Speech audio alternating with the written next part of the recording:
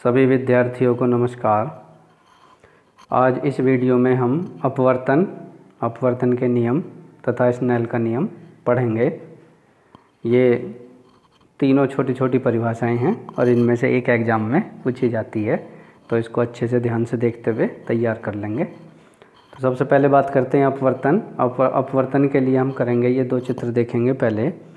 तो पहले ये है, मान लीजिए एक रेखा है M1 M2 और इस पर एक दूसरी रेखा लंबवत PQ खींची गई है जिसको कहते हैं अभिलंब।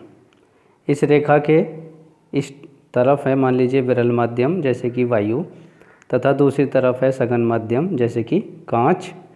अब प्रकाश की किरण विरल माध्यम से जब ऐसे आकर आपतित होती है तो ये सीधे जाने के बजाय ये क्या हो गया है, नीचे की तरफ झुक गई है, यानी कि विचलित हो गई, ऐसे कहते हैं विचलन। सीधे जाते हुए इधर उधर हो जाना ये हमारा विचलन होता है। तो ये अभिलंब की तरफ झुक गई है। जो ऊपर से किरण आ रही है इसे कहते हैं आपतित किरण, तथा जो अपवर्तन के पश्चात दूसरे माध्यम में किरण पहुंचती है इसे कहते हैं अपवर्तित किरण।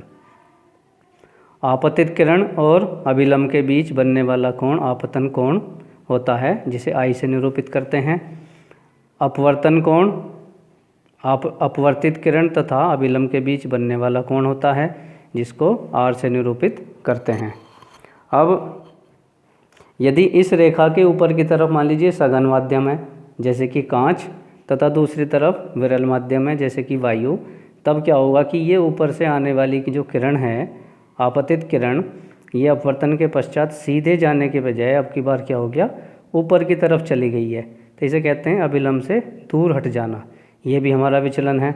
अब इसी पे हमारी परिभाषा बन जाएगी।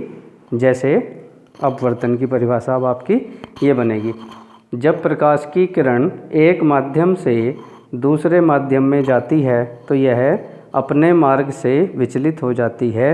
इस घटना को प्रकाश का अपवर्तन कहते हैं। अब बात करते हैं अपवर्तन के नियम की। ये तो होगी अपवर्तन की परिभाषा। अब अपवर्तन के दो नियम हैं और इन दोनों नियमों के लिए देखते हैं कि ये हमने क्या पढ़ी थी, आपतित किरण, और ये क्या है हमारा अभिलंब, और ये क्या है अपवर्तित किरण। तो पहला नियम तो यही बन जाता। पहला नियम हो गया आपका प्रथम नियम, आपतित किरण, अपवर्तित किरण तथा आपतन बिंदु पर अभिलंब तीनों एक तल में होते हैं। अब दूसरा नियम, तो दूसरा नियम ये क्या है हमारा आपतन कोण और ये क्या है अपवर्तन कोण। तो इसी से हमारा दूसरा नियम बनेगा। किन्हीं दो माध्यमों के लिए आपतन कोण की ज्या साइन तथा अपवर्तन कोण की ज्या साइन का अनुपात एक नियतांक होता है। यदि आपतन कोण I तथा अपवर्तन कोण R हो तब साइन I बटे साइन R बराबर नियतांक। इसे स्नेल का नियम भी कहते हैं।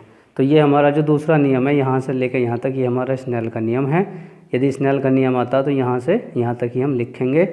और इस नियतांक को पहले माध्यम के सापेक्ष दूसरे माध्यम का अपवर्तनांक कहते हैं। 1 and 2 मतलब हुआ पहले माध्यम के सापेक्ष दूसरे माध्यम का अपवर्तनांक बराबर हो गया N2/N1 बराबर साइन I बटे साइन R। तो इस तरह से ये हमारी तीनों परिभाषाएं हो गई। ठीक है, और अब अगली वीडियो में हम और दूसरी परिभाषाएं कराएंगे। थैंक यू, धन्यवाद।